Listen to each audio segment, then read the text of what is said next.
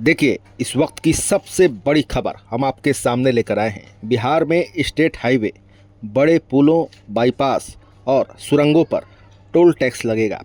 इसको लेकर राज्य में बिहार पथ उपयोगकर्ता शुल्क दरों का निर्धारण एवं संग्रहण नियमावली 2026 की अधिसूचना सोमवार को जारी कर दी गई।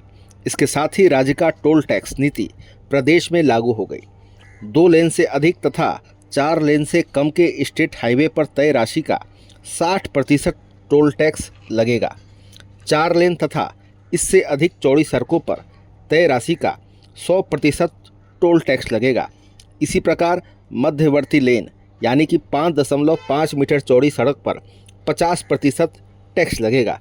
अब इसी नीति के आधार पर टोल टैक्स वसूली की कार्य योजना तैयार की जाएगी। इसको लेकर पथ निर्माण विभाग उन पथों और पुलों का चयन कर रहा है जिस पर टोल टैक्स की वसूली की जाएगी। आपको बता दें कि विभाग एक आकलन कर लेगा कि किस पथ से कितने वाहन गुजरते हैं। इसके बाद टोल टैक्स की जिम्मेदारी देने के लिए निजी एजेंसी का चयन किया जाएगा। इन एजेंसियों के चयन के लिए निविदा कुछ दिनों में जारी की जाएगी। इसके बाद स्टेट हाईवे और पुलों आदि पर टोल टैक्स की वसूली निजी एजेंसी के माध्यम से राज्य में शुरू हो जाएगी। यदि कोई वाहन मालिक निर्धारित शुल्क का भुगतान नहीं करता है तो उस पर 3 गुना अधिक जुर्माना लगेगा। अब आइए जानते हैं कि पुल पर टैक्स का निर्धारण कैसे अलग होगा।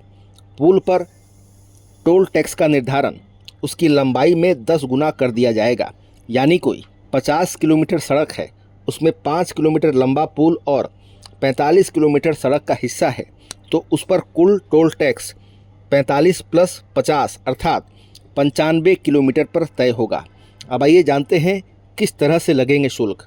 देखिए, वैन, कार, जीप समेत जैसे अन्य हल्के वाहनों पर 1.25 रुपये प्रति किलोमीटर, छोटे व्यावसायिक वाहनों यानी कि मिनी बस, माल वाहन पर 2 रुपये प्रति किलोमीटर, बस और ट्रक जो 2 धुरी वाले हैं उन पर 4.25 रुपये प्रति किलोमीटर, 3 धुरी वाले वाणिज्यिक वाहन पर 4.60 रुपये प्रति किलोमीटर, भारी निर्माण मशीनरी या अर्थ मूविंग उपस्कर 6 धुरी वाले से 6.65 रुपये प्रति किलोमीटर, विशाल आकार के वाहन 7 या अधिक धुरी वाले से 8.10 रुपये प्रति किलोमीटर।